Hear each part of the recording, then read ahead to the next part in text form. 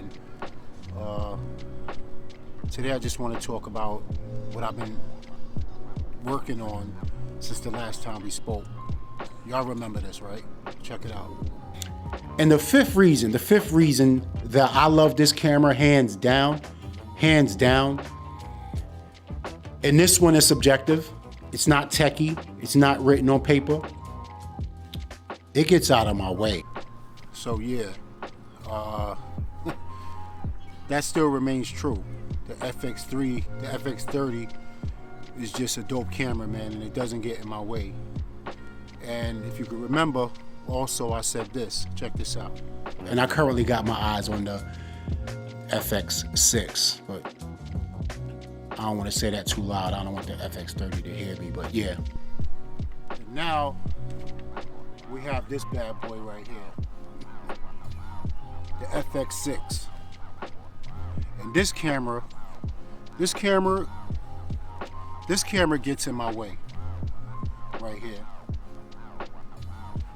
but in a good way. Now let me explain why I said it gets in my way.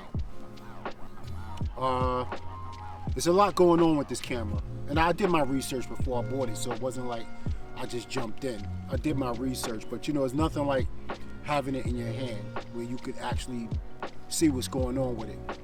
And when I say it gets in my way in a good way, is because it's a learning curve, and it's a good learning curve. I primarily bought this camera for my commercial work, you know, because a lot of the commercial jobs you can't roll up with a smaller camera, a smaller form factor. So that's why I bought this camera.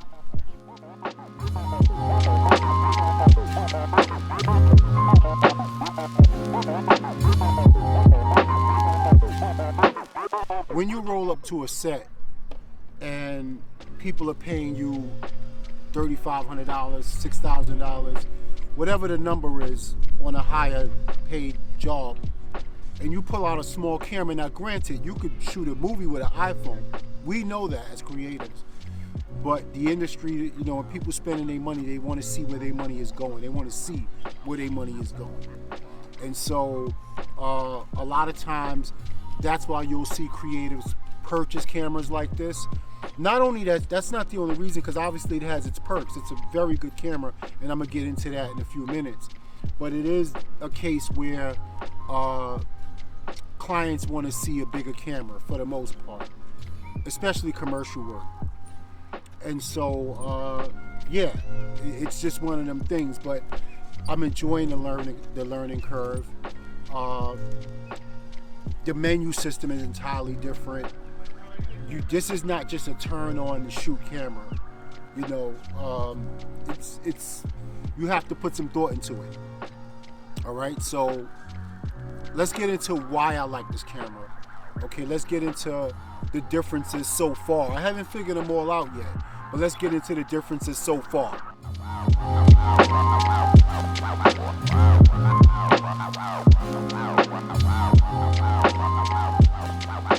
So one of the reasons why I bought this camera is because of the ND filters, the built-in ND filters right here, right?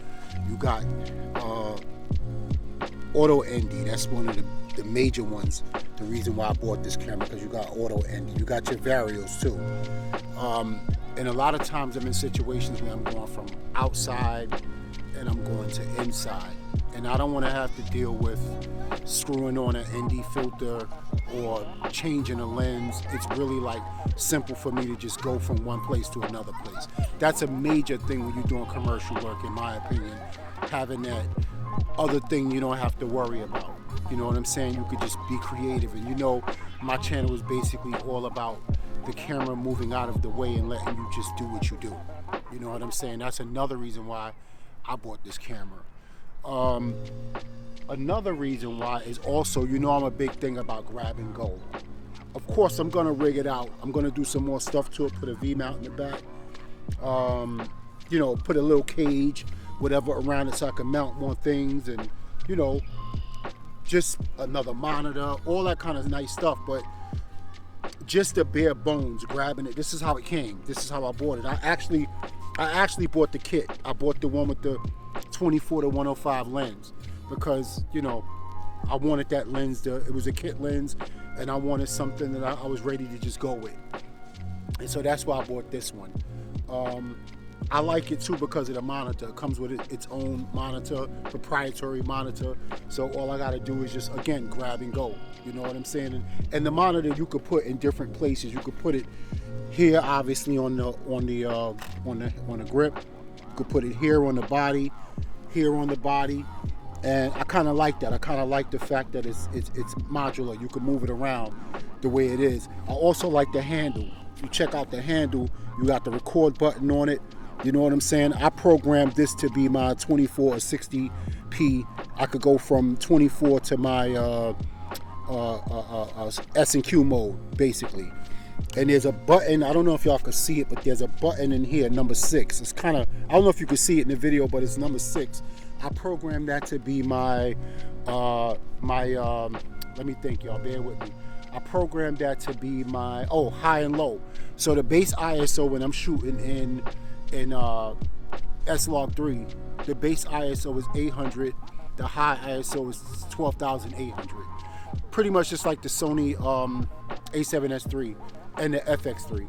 So I programmed that to do that. So I like it for that reason. I like it for all those reasons. The battery that it come with lasts you about 2 or 3 hours, that one battery. And I'm saying that because for a big camera, that's good battery life for that. So that lasts you about 2 or 3 hours. Now, where does this fit in? Where does this fit in with what I said about the FX30? I still love the FX30. The FX30 to me is one of those cameras that's like, it's very comfortable for me. Like when I'm doing something that don't require a lot of thought process, where I just need to grab it and go. And it's also on the set with me when I'm using this. I'll use the FX30 as a B camera or gimbal camera sometime and leave this on the sticks. But that camera still remains close to my heart. I love that camera. And I'm hoping in the near future, I'll feel the same way about this camera, even though it's for different types of jobs, in my opinion. I could put this on a gimbal too. I could strip this down, take this off, and put this on a gimbal with no problem. But I would rather not, if I could help it. I would rather just keep it, you know, like this for the most part. And so that's what I like about it. I have a lot more coming about this camera that I want to talk about. I want to talk about like details instead of trying to like cover it all in one video. But I want to break it down, you know, and talk about different aspects of it, of the camera. I just got the camera about a week ago, so I'm still kind of learning it, getting the feel of it. And again, it's not the type of camera that I just bring out like this and shoot with unless I'm trying out some stuff. It's more the type of camera that I only use for client work.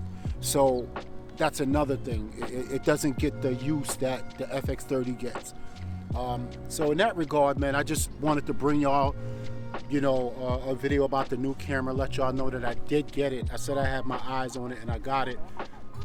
Thank God, because I've been trying to get it for a while and I finally got it. You know what I'm saying? And I just, you know, it's not so much about the camera, it's about the creative.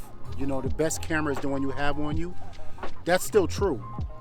But in the industry, it's a different philosophy.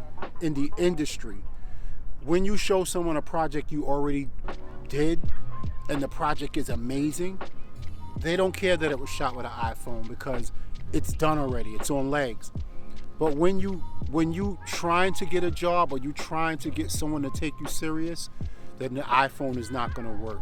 You know, the smaller mirrorless camera, it just doesn't work. When you try, it's an old saying, it's easier to ask for forgiveness than it is for permission. In other words, when something is done already and people feel like they didn't have any call on it, it's whatever. But if you asking them for permission where they have a call on it, nah, that's a negative. So that's the mindset in the industry as well. I'm not going to talk y'all ear off, man. I appreciate y'all for checking me out again. Stay tuned for some more videos. I know they're coming slower, but I'm trying to figure some stuff out. I'm trying to work with these cameras and get things, you know, a little more fluent. I don't like just coming up here rambling, talking about what I don't know, and I like to bring y'all value. So if you bought the FX30, based on my video. I'm hoping you're enjoying it. I'm appreciating the comments below people are leaving me. I'm just trying to be as authentic as I can be. I'm keeping it close to the vest. This is not scripted. I'm saying this right now in front of y'all. I'm in the park right now. Just came out here to do whatever. It's a pretty good park. It's not too crowded. You can see people are fishing, and you know, it's just a normal thing. I'm not doing nothing dressed up. So yeah, until the next video, man. Moving the vibration of love, and I'll talk to y'all in the next round. Okay, peace.